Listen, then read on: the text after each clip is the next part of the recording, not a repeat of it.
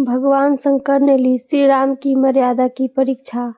जब श्री राम जी द्वारा किए जा रहे श्राद्ध में भोजन करने आए भगवान शंकर। आइए सुनते हैं ये कथा। कथा को सुनने से पहले चैनल को सब्सक्राइब और वीडियो को लाइक करना ना भूलें। अब आइए सुनते हैं। भगवान ब्रह्मा, विष्णु और महेश की लीलाएं अत्यंत न्यारी है। अपने भक्तों की परीक्षा वे अद्भुत तरीके से लेते हैं। ऐसी ही परीक्षा भगवान शंकर ने अपने भक्त भगवान श्री राम की ली थी। एक बार अयोध्या में राघवेंद्र भगवान श्री राम ने अपने पितरों का श्राद्ध करने के लिए ब्राह्मण भोज का आयोजन किया। ब्राह्मण भोज में सम्मिलित होने के लिए दूर दूर से ब्राह्मणों की टोलियां आने लगी। भगवान शंकर को जब यह मालूम हुआ तो वे कौतूहलवश एक वृद्ध ब्राह्मण का रूप धारण कर ब्राह्मणों की टोली में शामिल होकर वहां पहुंच गए और श्री राम जी से बोले, मुझे भी भोजन करना है।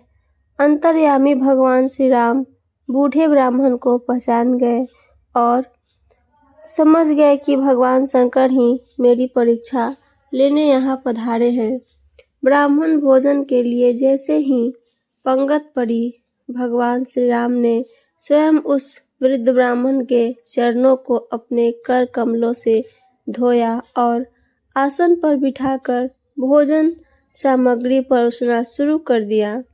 छोटे भाई लक्ष्मण जी भगवान शंकर को जो भी वस्तु परोसते, शंकर जी उसे एक ही ग्रास में खत्म कर देते। उनकी पत्तल पर कोई सामान बचता ही नहीं था। सभी परोसने वाले उस बूढ़े ब्राह्मण की पत्तल में सामग्री भरने में लग गए, पर पत्तल तो खाली की खाली ही नजर आती। श्री राम जी मन ही मन मुस्कुराते हुए शंकर जी की यह लीला देख रहे थे।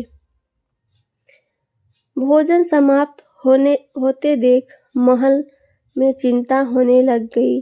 माता सीता के पास भी यह समाचार पहुंचा कि श्राद्ध में एक ऐसे वृद्ध ब्राह्मण पधारे हैं जिनकी पत्तल पर सामग्री परोसते ही साफ हो जाती है।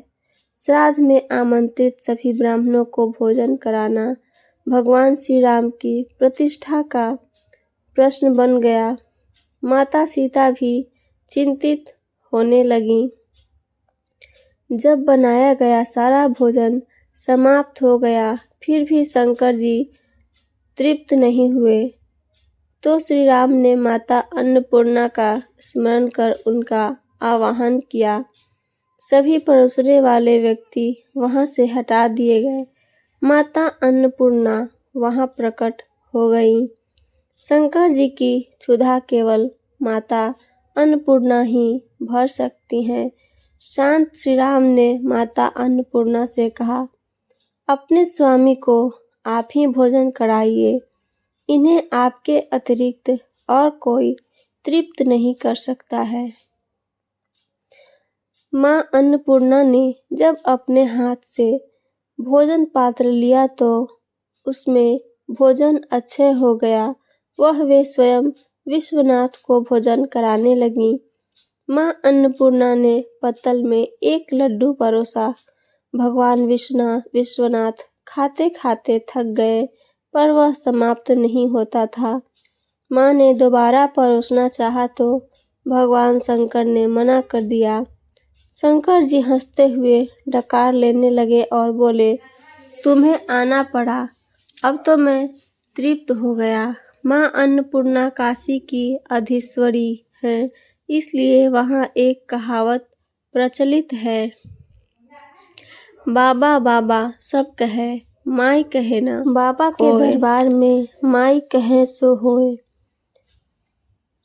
जिस प्रकार भगवती अन्नपूर्णा द्वारा भगवान शिव की पत्तल में परोसी गई मिठाई बार बार खाने पर भी कभी घटती नहीं, उसी प्रकार अच्छी नीयत से किए कमाया हुआ धन कितना भी खर्च करने पर घटता नहीं और खराब नियत से अर्जित धन कभी ठहरता नहीं, साथ ही दुख का कारण भी बनता है।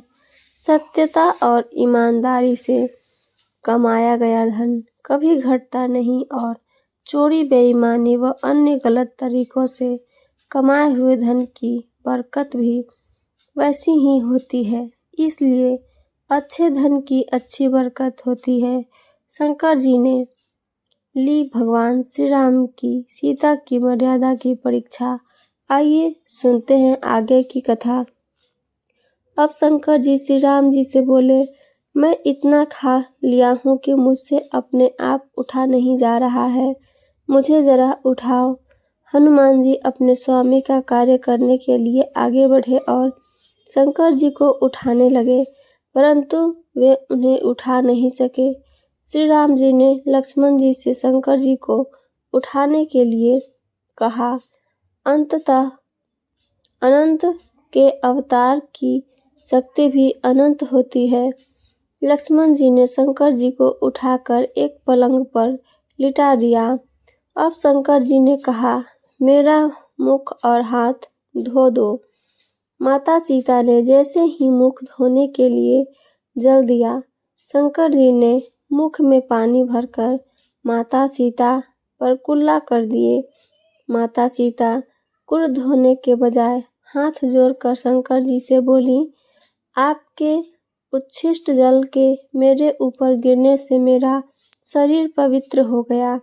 मैं आपकी बहुत आभारी हूँ।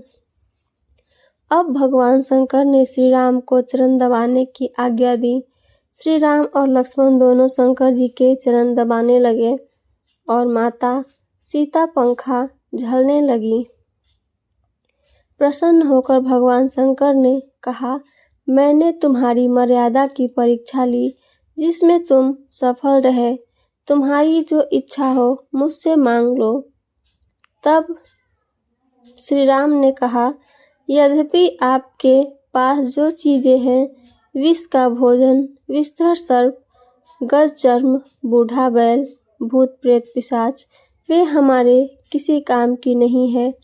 इसलिए आप अपने चरणों की भक्ति दें और मेरी सभी सभा में कथा सुनाया करें। तब से शंकर जी राम सभा के कथावाचक बन गए और पूर्व कल्पों की कथाएं सुनाया करते थे। हमारी कहानी पसंद आई हो तो मेरे चैनल को सब्सक्राइब और वीडियो को लाइक ज़रूर करें। साथ साथ अपना कमेंट करना ना भूलें। सुनने के लिए धन्यवाद दोस्तों।